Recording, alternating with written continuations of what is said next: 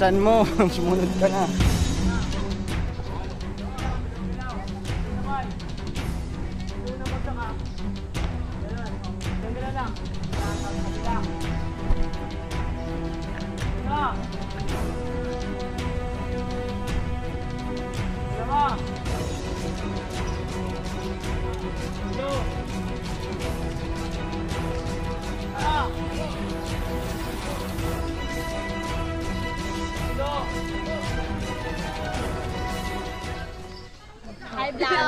Hi vlog. Welcome to my player. Of course, maganda kami. Oh. Diyan na kayo. Yan. Sila mo.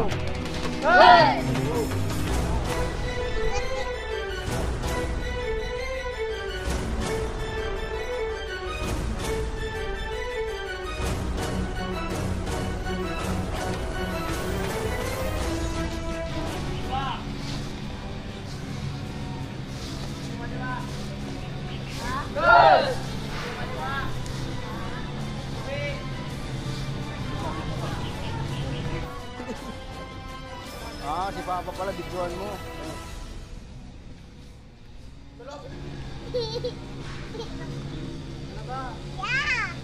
Sunod ka sa kanila tao. Sunod ka sa kanila.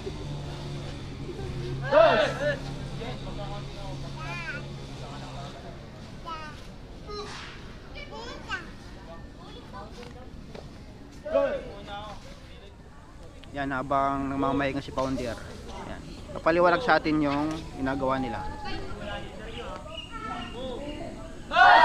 Yan, si Alberto Gaupo, founder ng Sikaran Rodriguez Rizal. Ayan. Well, good day and blessed day everyone. So ako nga pala si Sir Albert Gaupo, ang Chief Instructor and founder of Rodriguez Sikaran Arnis Martial Arts Association. So ito pong nakikita natin dito ay isa po yung uri ng Filipino martial art na nag-originate mismo dito sa lalawigan ng Rizal. At nagsimula po yan sa bayan ng Baras during Spanish era pa. So yung martial art na yan, ginamit pa yan ng ating mga ninuno, mga katipunero para paglaban yung ating kalayaan. So nakaka-proud po na ang ginagawa ng mga kabataan ngayon sa makabagong henerasyon ay pagtangkilik at pagtataguyod para sa ating tinatawag na national sports. So, meron po kami ditong arnis, at the same time yung pinaka-mother po namin ay Sikaran. Nagmula pa po sa bayan ng Baras sa lalawigan din ng Rizal. At yan po ay itinatag pa ng yumaong pong Supremo, si Colonel Meliton Jeronimo, na mas kilala sa Mayor Latigo. Isa po siyang retired ng Philippine Air Force at nagsilbi rin po siyang mayor ng bayan ng Baras for almost 2 decades. At ito po bilang kauna-unahan po dito na nagpaunlak kami na bisita namin, na kasama rin namin sa Sikaran si Sir Edwin Nueva. So siya po ay original po na kasama ko as pioneer dito sa Rodriguez na nagsimula sa Sikaran. So eto ngayon nakakatuwa kasi ang Sikaran dito sa lalawigan ng Rizal ay kasama siya doon sa tinatawag na provincial sports. So adapted siya as provincial sports. So meaning nilalaro po siya sa DepEd dito po sa municipal, nagkakaroon po dito, and then nilalaro din po siya sa provincial.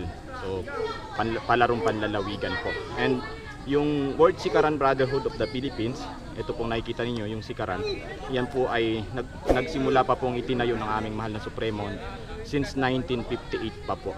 At ito po ay kauna-unahang Sikaran, na original Sikaran na giving body na sanction po siya ng Philippine Olympic, Philippine Sports Commission, and lahat po ng ng government natin na palaro para sa kabataan ay kasama po siya. So dito po sa Rizal magkakaroon po ng national tournament. So national po ito this coming November 4 at siguro ay gaganapin ito sa, kung hindi po sa bayan ng Rizal mismo, ay malamang sa Cavite o baka dito mismo sa bayan ng Rizal ay ng Montalban. So nakakatuwa na maraming kabataan sa panahon natin ngayon ay tinatangkilik nila yung mga ganitong uri ng martial art, kasi hindi naman masama na mag-aral tayo ng foreign na mga martial art like mga taekwondo, mga karate o kung ano pa man, pero wag nating kalimutan yung sarili natin. Meron tayong sikaran, meron tayong arnis, and marami pang iba, kali, napakarami pong Filipino martial art na dapat po na matutunan ng mga kabataan at maimulat po sa kanila na pagdating sa martial art, isa ang Pilipino sa pinakakinikilala at isa sa mga kinatatakutang martial art sa buong mundo.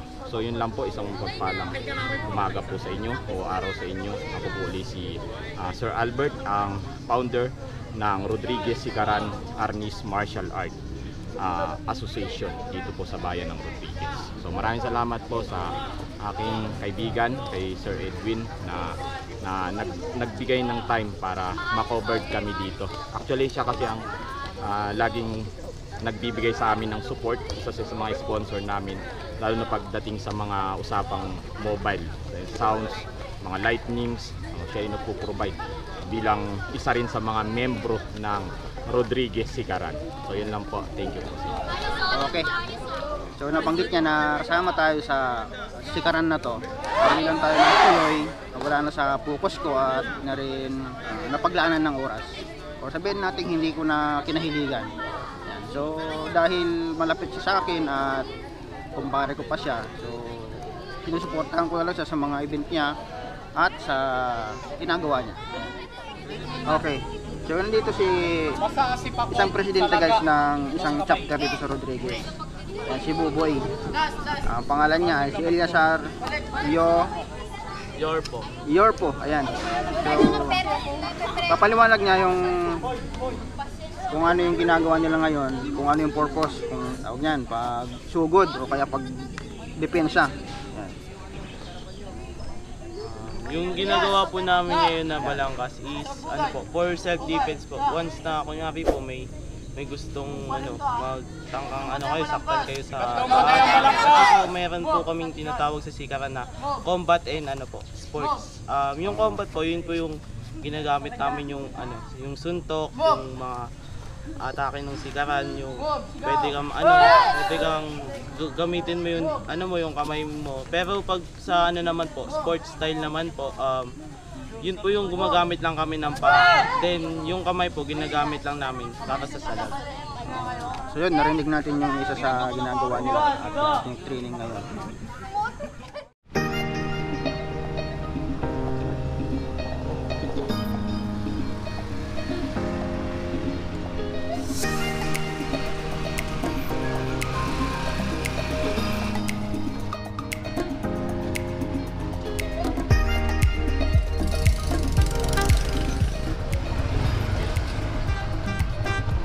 Oh, yang aga nyo ah.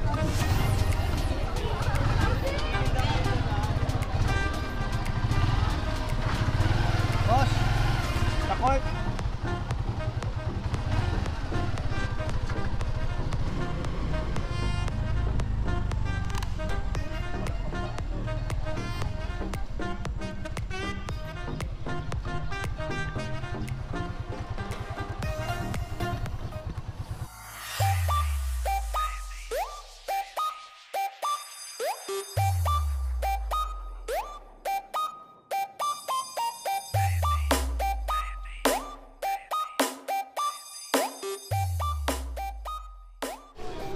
Okay, so nandito tayo ngayon sa Oval.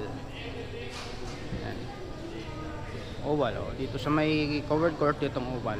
O kung naalala nyo, mayroon tayong mga video na rin dito at may event na rin na held dito na tayo ang nag-set up. So ngayon, ito yung event nito ngayon. So World Sikaran Brotherhood of the Philippines. Ayan. So Rodriguez Rizal Sikaran Martial Arts Association. So, isang asosasyon para sa yung Sikaran at artists. Yan. So enter chapter ang labanan nila dito.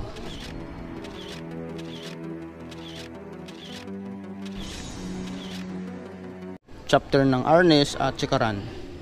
So iba-ibang lugar dito sa Rodriguez Rizal. Ayan. Meron pa dito. So yan yun. Yan yung mga kasali dyan sa event na to. Okay, so sponsored by Dinotech at Edwin Tech. So isa tayo sa nag-sponsor dito. Okay, so ano lang, mic lang naman yung kailangan. So dalawang mid-high lang naman yung ginamit natin. Dalawang Swede 15. So mixer at 5 butong nga lang yung ginamit naming ano dyan, amplifier. Mic lang naman daw. Okay. Habang nag-aantay ng power kasi wala pa tayong power supply. So dito mag-i-register yung sasali. So tayo sasali dyan mamaya. Happy Ayan. birthday! Uy, may celebrant pa. Baba nilang gagawin eh. And ano lang bilang ito? Ate kuya lang doon. Yan.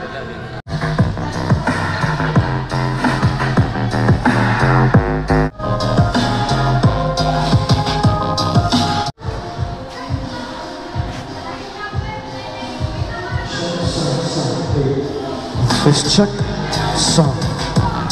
Hello, son. Hey, hey.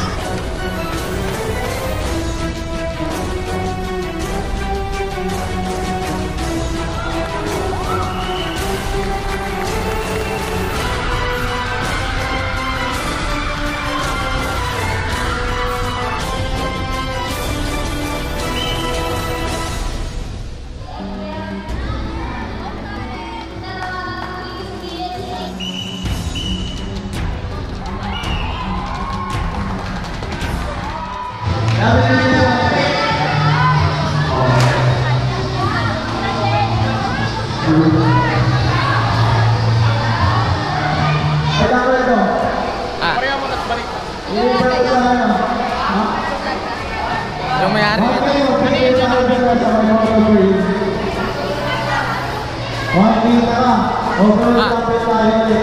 Sige.